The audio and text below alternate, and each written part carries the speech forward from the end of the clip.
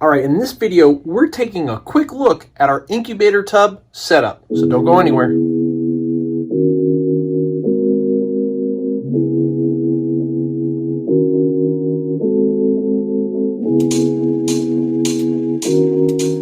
All right, guys, in this video, we're gonna kind of walk you guys through the process of getting our incubator tub set up, how we do it here, the products we use, the tubs we use, all that stuff. The temps, how long, the whole 9 yards. So don't go anywhere. We're going to get right into this stuff, and I'm going to give you guys some details. We'll put everything in the description, and you guys will be able to see how we're doing it at Ectothermic Dungeon. All right, so this is one of the newer tubs that we're just starting to use here. It is made by Sistema. They are called the Clip-Its. We can zoom in down here. It's a 169 ounce tub. It is roughly 12 by, well, it's like 10 by 12. And then what we started off using, and these are pretty good. These will hold like 8 to 10, if you will, eggs. And then this tub here, I'm going to see if you can see that, yeah, right there, 236 ounce tub. So this one's a little bit longer here. This is about, you know, that's 12, it's about 16, maybe 18, something like that. No, it's definitely not 18. So this is probably 10, this is probably 14. And this does not give us dimensions. But I did not break out a ruler. But this big tub is really good for, you know, 10, 12, 14 eggs. These are good for 8 to 12 eggs. And there's even a smaller one that we just started trying. It's 101 ounce. And it's really good for those 4, 6, and 8 egg clutches. And again, all that depending on the egg size, not just the count. But these are fantastic. You can see they have clips on all 4 sides. The lid comes up. There's this really nice beaded gasket. Goes all the way around. Kind of stays right on Vermiculite. Nothing crazy, just standard old vermiculite. This is a key point here though. We like using the number 3 for the particle size. You can get all different grades of this stuff. But the number 3, that's critical for us. Take a good look at that.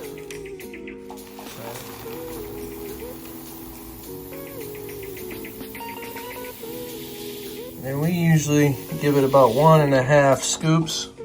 And we usually give it about 1.5 scoops.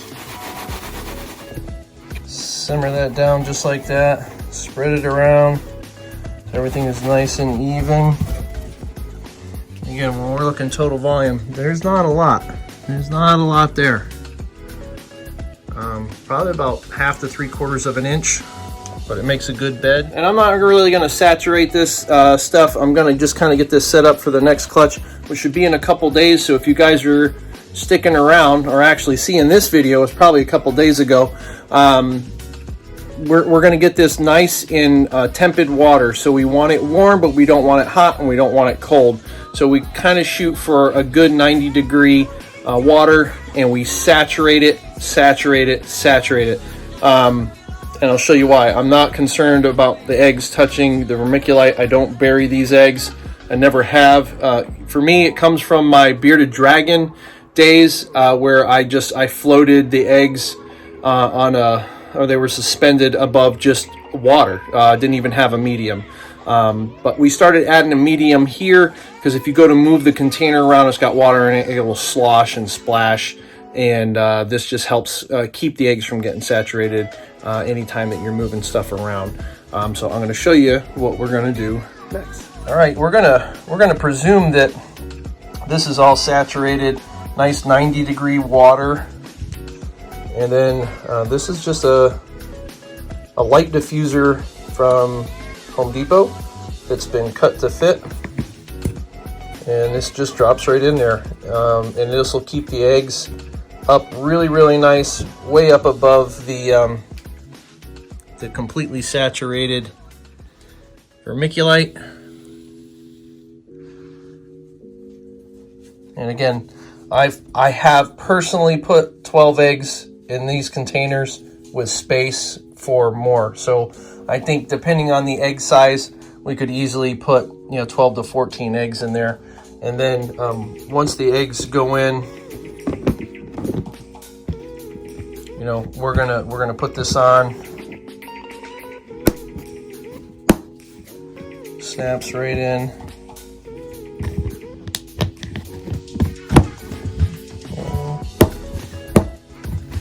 And hold them just like that. No press and seal. The gasket does all the work. I used to put little holes. I used to put a little pinhole. You can see this is an older tub. When I first started, I got a little pinhole there. I don't do that anymore. These work fine. It'll add just a touch of air exchange, but I'm not overly concerned with that anymore. You look at a lot of these guys, Justin and the likes, that are using press and seal, Miguel from AEP, and there's no air exchange in there, and the eggs do just fine. So I don't bother drilling these anymore, and the eggs have all done fantastic. These here, kind of the same process, just a little bit less of the vermiculite, and then the grid that's cut for these is a little bit smaller, but they work fantastic. Super happy with this setup. And then when we put them in the incubator, our incubator is set at 91, and that allows us to run about 88 degrees to 89 degrees, depending on what shelf in the incubator these are sitting. And most times we're gonna wait 55 days. If they pip, that's fantastic. If they don't pip, I'm still cutting it at 55, as you guys have seen if you follow our live streams. I kind of this year on the super pin clutch waited a little bit longer, and I had that boob egg, and that baby was it was like day 58, and it was dead. It had tried to slice the egg. It was really small. Didn't have the strength to get out. Had I cut when I normally cut, that animal would probably be alive today. So that's the reason that I cut my eggs. So I'm going to put links in the description down below for Sistema. We get these on Amazon, or you can get them at the Container Store. The vermiculite, that cut I also get on Amazon. That's a 4 cubic foot bag. That's twice the volume that I've had up until this point. So I had a 2 cubic foot bag that lasted us up to this year, which I think in total was somewhere about 30 to 40 clutches. We were expecting that, at least that, to another 10 or 15 clutches this year, so we bought the bigger bag, presuming that we would go through it all this year. But the links for that will be in the description down below as well. We did DIY our incubator. It is a big 6 foot tall on the inside. It's 6 foot, and it's like 28 to 30 inches on the inside. So I can fit 40 of these in that incubator. Now, this next size down here, these guys are awesome, but it doesn't allow me, they're small enough, but it doesn't allow me to fit any more in my incubator. However, it does add more space, so you get more airflow, so you'll get more consistent temperatures if I use 40.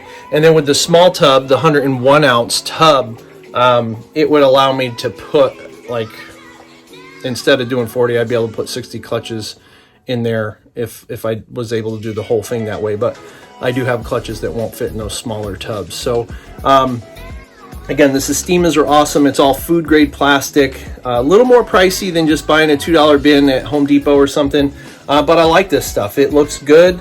It fits in there nice. It's all uniform. I don't have plastic. It's a nice gasket. It cleans up good. I could put it in the dishwasher and really get them clean, especially being the BPA free and all that jazz, and it's food grade plastic. So again, something that I'm excited about. We happen to find they're pretty low profile. So if you're not already separating eggs, depending on your girl and how those eggs lay, you might have to separate some eggs just to get the profile down. But for the most part, we do pretty good here. I separate very few eggs. I work full time, so by the time I get home in the afternoon, usually I catch the girls laying in the morning, and then by the time I get home, they've been sitting on eggs for 3, 4, 5 hours, and they don't always come apart very easy. So most of the time, however, and Gavin from Balls to You says this, how they lay is how they stay. And for me, that's my, for the most part, my rule, unless it doesn't fit in a bin. And that's only because I'm not here to pull them right away. So I don't have the convenience to get them right when they go. So, and one of the last things that I'm going to do, that I'm going to show you what we do here, and you may or may not seen this on our streams. So for example, we'll put the female that laid the eggs,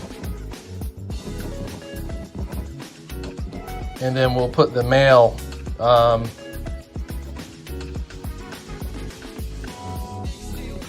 that sired the clutch.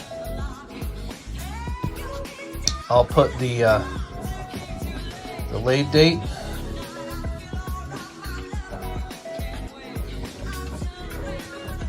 I'll put my cut date, which is day 55 usually.